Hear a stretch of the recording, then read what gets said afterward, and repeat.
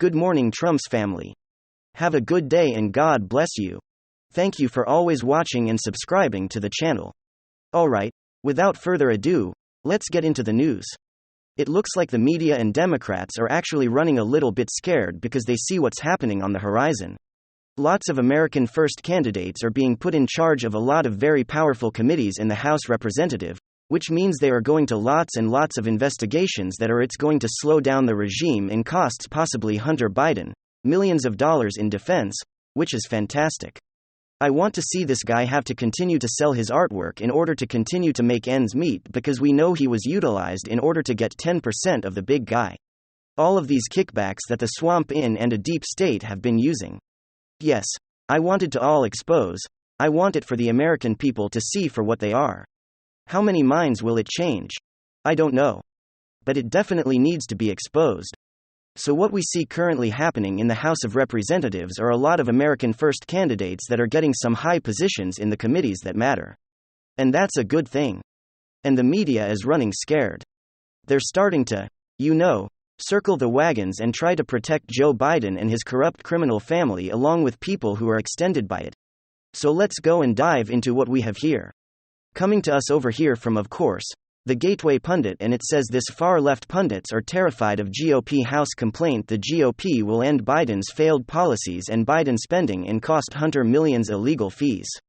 That's good news, right? Least for us it is. Democrats and their dishonest surrogates in the media are getting very nervous about what the GOP House will be doing. They claim the GOP House will shred the government costs millions in legal fees for Democrats and stop Biden's American killing agenda. Sounds like a good thing I could get behind. Just hours before the House finally voted to like Kevin McCarthy. As Speaker of the House, Dan Bishop tweeted he was pleased with the new rules negotiate between members and the incoming Speaker that will allow new House committees to directly challenge federal government overreach. He was referring to the corrupt and criminal acts taking place under Biden's DOJ. Never Trumper David Jolly from MSNBC responded in horror to the news that Republicans in the House will actually hold a real investigation on real crimes by corrupt actors. This is what he tweeted out. With all the focus on the House rules being given away to the Freedom Caucus. The development below may be the most consequential: a new House committee to attack and shred the federal government, undermining confidence for millions of Americans in their self-governance. No hit means accountability there. Mr. David Jolly means holding corrupt actors like Merrick Garland directly responsible along with others. FBI, Ray Christopher Wray needs to be held responsible. CII needs to be held responsible.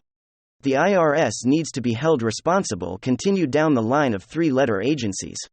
They need to be held responsible and accountable, including the HHS, the CDC, and the NIH. All of it needs to be investigated and they need to be brought to justice. Others on the left were freaking out about the cost that Democrats will have to pay their attorneys in response to the new investigations to be held by the GOP. Oh, you mean like the countless investigations you launched against Trump and Republicans the last 6 years? Oh, you mean like that? Yeah. Prepared to pay out the nose losers. Those close to Hunter are worried about the expenses and probably much more when they are concerned about being held accountable, says this one from Wendell Hughes. Bo says Anthony Santabini question how Hunter is paying for his legal expenses, suggested outside money could be following to Morris. Hunter has to find the money somewhere. If Morris paid Hunter's $2 million tax bill, Morris could be at the nucleus of Hunter's legal defense. And of course other far-left personalities in the media are saying they are concerned that the country will not have enough money to pay for the Biden's corrupt anti-American policies. That's right. George Stephanopoulos sounds the alarm over McCarthy's when it came with concessions to the most extreme members of his caucus. Prospect of 2 more years of brinkmanship over his hold on the office, this fiscal security of the United States and basic functions of governors. Yeah, all these people are pretty terrified. I love it. I love it that they're running scared. I love it that they're worried. I love it that the Democrats are now going to see what it is like to be under the microscope, and they need to be held to account. All of those agencies which I rattle off needs to be held to account. The heads of those agencies need to be held to account, and of course most of all, the Biden criminal regime needs to be held to account. And some significant news. Oh, don't you love it when liberal brains implode? Well, you gotta give credit where credit is due. America's governor, Republican Governor Ron DeSantis. The governor of the great state of Florida is one of the best when it comes to dunking on left droids and certainly has one of the best track records of standing in front of their ridiculously destructive agenda.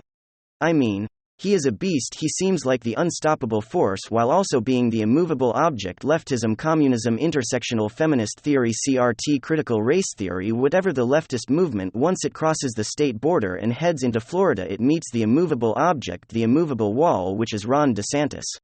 And he's also the unstoppable force because the media continues to try to dunk on him, to try to stop him, to fabricate phony allegations and phony stories and scandal to try to take him down, but he keeps pushing forward and nothing even phases him, even in the slightest.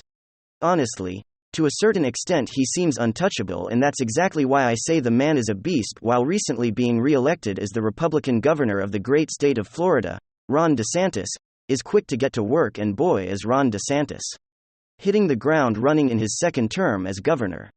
Let me show you guys exactly what I mean by that. We got some stuff to get into, or better yet, let's see what America's governor is getting into. Alright folks, so we got some banger headlines.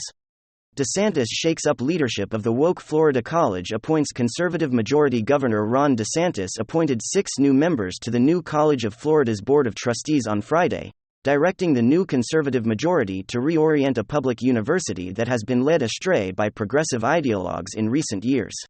In 2001, the new College of Florida and CF was designated the state's honors college by the Florida legislature.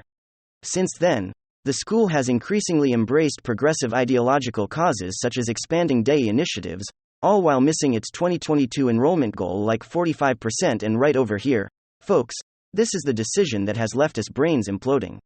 The sentence is 6 appointees are Christopher Ruffo. Be a joke, Napoli. How dare you? Mark Bauerlein, Matthew Spalding, Charles Kessler, Deborah Jenks, and Jason Eddie Spear. Several are well-known conservatives.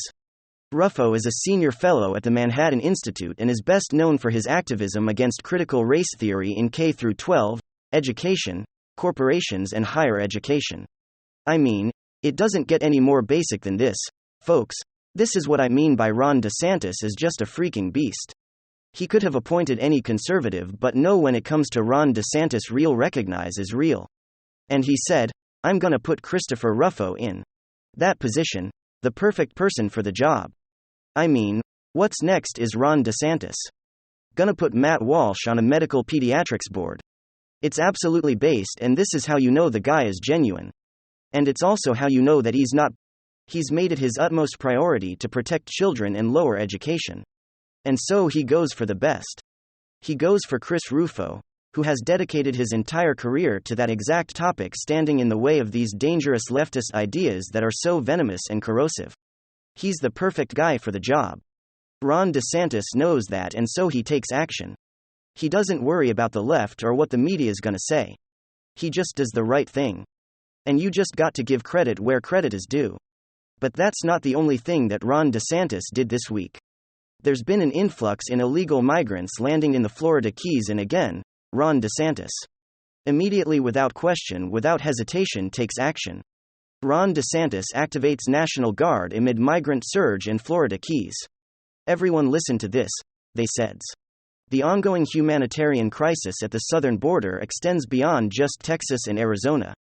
Our Florida Governor Ron DeSantis has activated the National Guard to help with what he calls an alarming surge of migrants landing in the Florida Keys, with most of them coming from Cuba or other Caribbean countries.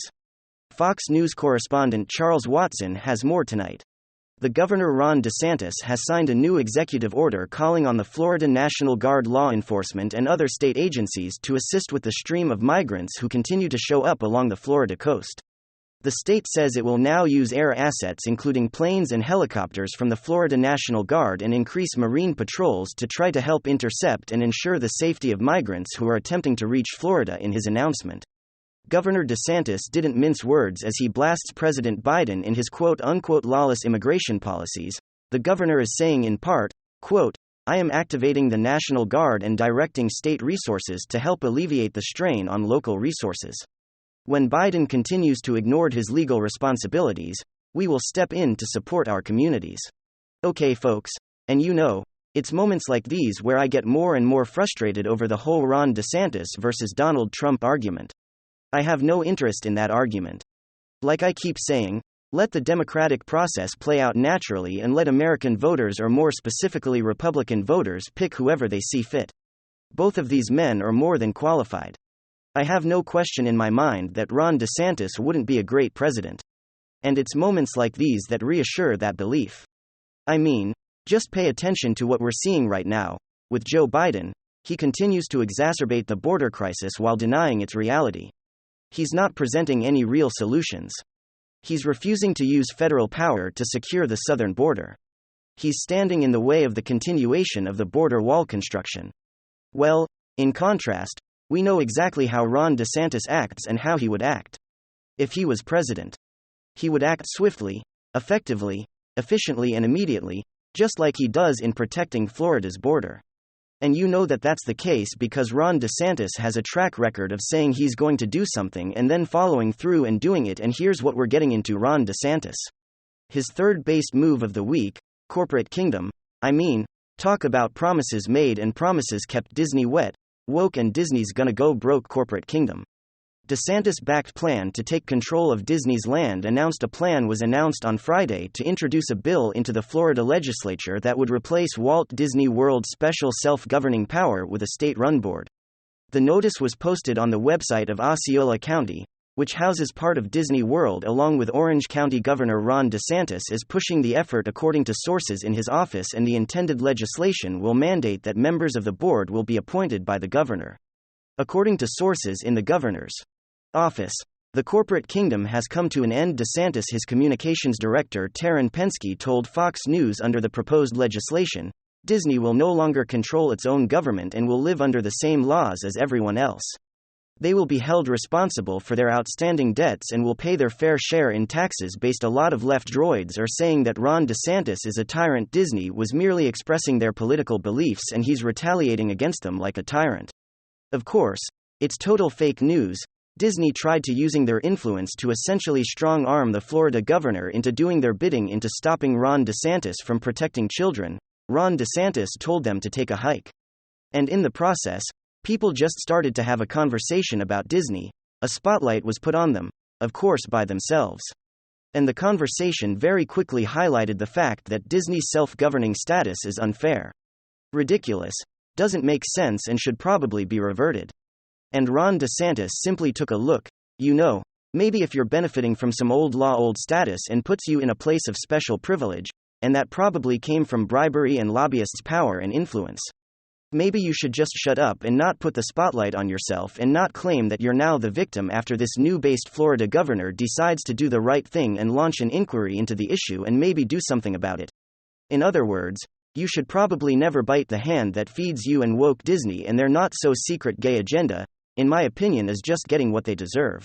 It's just what you tend to see when you have a leader who's willing to stand up and do the right thing, and more specifically willing to stand up for the people he represents and especially protecting the children.